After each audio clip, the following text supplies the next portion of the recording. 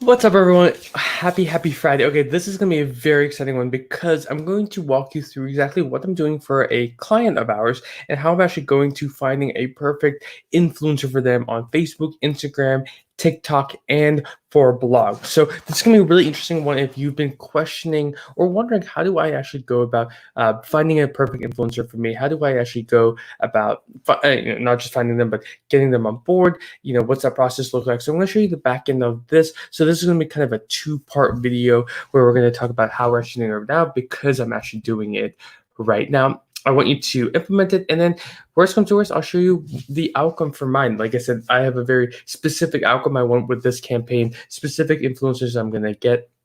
But I figured, why not share the ins and outs, the programs I use to verify both the influencers, the reach, how I'm going about making sure that I'm reaching out to the right people, finding out niches, all this type of stuff.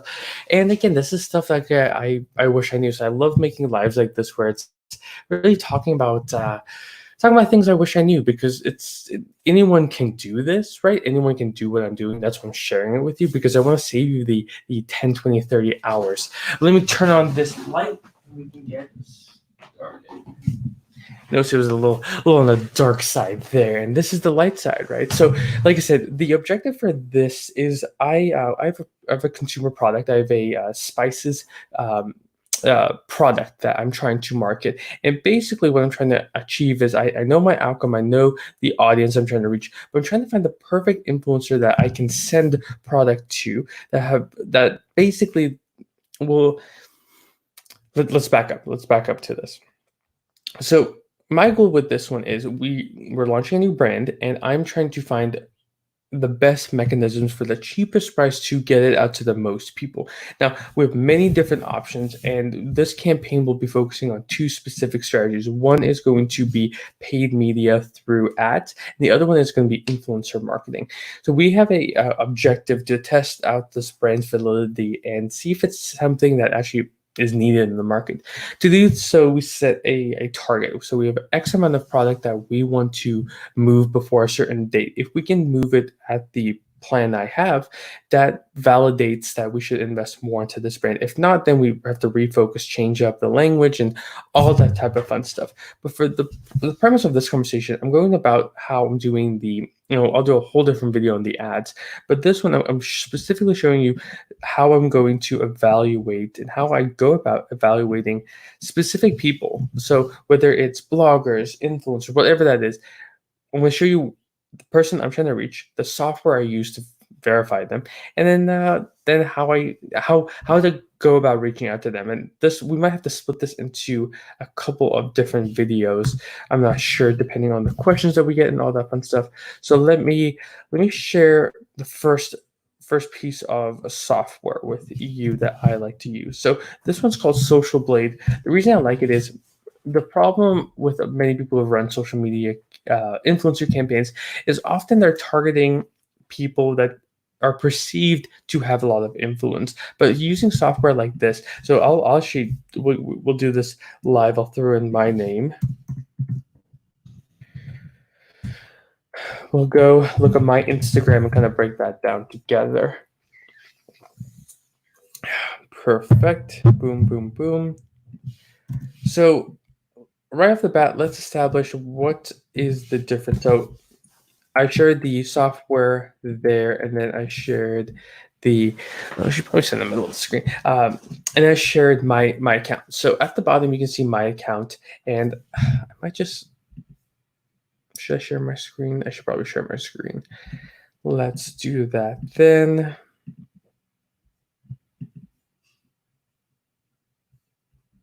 Boom. Let's see. That's not going to work. Okay. Anyway, we'll just click on the link. Oh, thank you so much, Danny. Danny, you are awesome. You are awesome. Hopefully, you guys are all staying safe and happy on this Friday. Anyway, so like I say, let's break this down. So if you click on the link and just have to kind of toggle between, but if you go to you can basically see the amount of followers I have, the amount of times I've uploaded, people I'm following, the engagement rate and likes, average comments, all that fun stuff. So what I'm looking for as the marketer is when I have I've identified, and so I'll walk you through when I'm going through and looking for influencers. I like to go on the platform I want to have an influencer on. So whether that's Pinterest, whether that's Instagram, let's just say Instagram for this case. Okay, perfect. Instagram, I go to the search bar, I look up a hashtag that's related to that specific niche. So for this one, I was looking for food bloggers, I was looking for chefs, I was looking for people who have an audience to those who love cooking, love experiencing new flavors, all that fun stuff because of the product, right? If you're in the consumer, electronics space, it's a whole different ballgame. You can look up hashtag cool tech or tech review, or there's so many different things that you could do in relation to that. So, but go on the platform. So we went on Instagram. Look at the link I sent, I shared, and that's mine. So what I look for when I'm looking for a influencer is I'm looking for not just the followers, because usually what I'm looking for is micro influencers who are between 5 to 10,000 followers, maybe to 15, but my price range usually is between 5,000 and 10,000 followers, right? At that point, I can say that usually I can get away with just sending free product to them. I don't really have to go in and send additional payments or whatnot. Usually at that point, they're still open to reviewing. Yet what I look for with a person who has between 5 to 10,000 is that engagement rate. So I'm looking for anything between 3 and 10%. My on my personal Instagram is 11.94, so 12%. That's going to be a little bit too high because I am at the following. If you get an influencer who is that percent, I was reviewing someone yesterday and it had like 15% engagement with like 70 comments, and they were at like 12,000, and that was the person I needed to reach out because that shows in-depth understanding of their audience. Their audience is passionate about that. Like that's someone I'm going to reach out to. So I go through this process, and in Excel, I basically put the name, put the URL of the influencer, any comments I have, and then the social blade. Then another strategy that we have is going to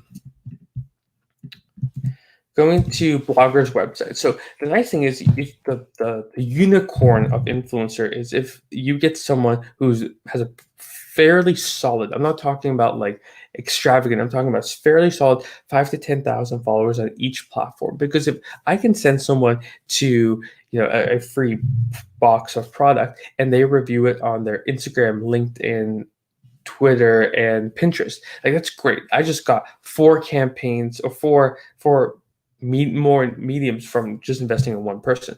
So I'm always looking for is there a way to cross pollinate? Is there a way that I can let's move over there?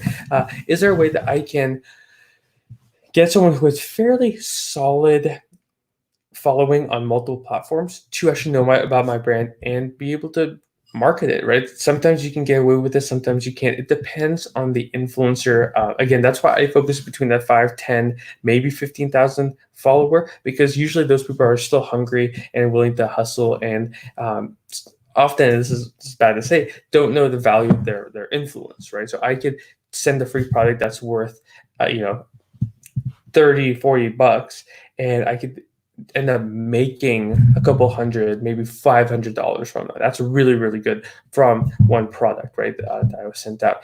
So that's great. But the other website I put in there, it's called SpyFu. So my search took me to a lot of bloggers. So when I see a lot of bloggers, I want to do the same thing because I'm putting money behind anything. I want to make sure that I have the best and most relevant data and a fairly good understanding of if I give product here, if I spend the $40 here, what do I as the marketer and the business owner get out of that? So I use Social Blade for basically any website that I'm trying to evaluate. I look for keywords there. I would look for the average organic following. I look for the backlinks. I look for all these type of things to see how connected and popular, frankly, is their website. Because again, if I send this to a blogger now, that has a fairly good Instagram following, and I know that the majority of their, or not majority, but a good percent, like 5-10% of their followers actually read their blog. That's great. Now they can promote on their social channels and write about it on their blog, and that just gives me a lot more exposure. Plus, that helps build my website's backlinks because I can set up affiliate marketing, and any product that their audience wants to buy can click on the link. The influencer can get some cash back from that at a pre-negotiated rate. And then I can have a nice steady stream of both incoming leads and building that SEO presence by increasing the amount of backlinks I have. So that's a lot of jargon for I can kind of get more value from someone who's fairly strong across the board than if they have 100,000 Instagram followers, but 25 Facebook followers, right? Like I'm not looking for the ones who have extravagant, because often those are going to be overpriced for what I get. So if I can get someone who's fairly secure across the board, like maybe they have 5,000 here, 10,000 there, or that's probably going to be too big, but 5,000, 7,000, 6,000. With their social channels, that's gonna be a great investment for me. Like if I can get them to promote me on all three of those, and I can set up a nice affiliate percent, maybe they get 5% of sales from that link. That's great. That's gonna be a nice steady stream. Again, I'm not looking for the knock out the park. Like I'm not looking for the home run in this. I'm looking for the first base, second base, third base, right? It's funny. As soon as I'm saying that, I'm thinking about the Warren Buffett method, right? I'm looking for like a fairly good company who's underpriced. I'm not looking for a great or a great company at a good price. I'm looking for a good person at a really undervalued price, because again, with that influence in this specific campaign, now if I'm going to build like a long-term relationship with someone, I might invest a lot more money upfront, money and time upfront, but frankly, like at the point since we're still testing this brand and the other brand, I have to like just go in and test a lot, maybe differently in that campaign, sending out 50 of these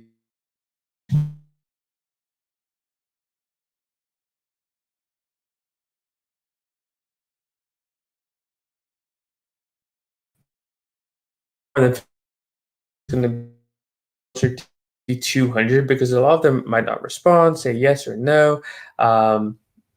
We paused there for a quick second, but we're back. That's unfortunate, but that happens with the world being online like this. Sorry.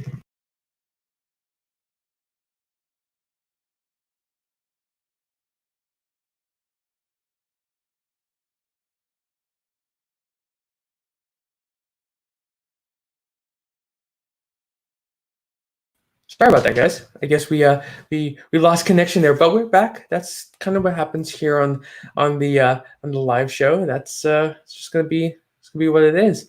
We are back. Boom. Appreciate that, guys. Thank you for sticking around. I know that these are not the most best, not the best, but hey, this is reality. This happens. But anyway, let's go back to it. So the two platforms I use, we have Social Blade and then SpyFu for evaluating influencers. And the nice thing about Social Blade, you can do many different platforms. So I don't think Pinterest is on there. Instagram, YouTube, Facebook, Twitch, Twitter, TikTok's on there. That's interesting. I haven't. Let's see something interesting. Let's see what happens.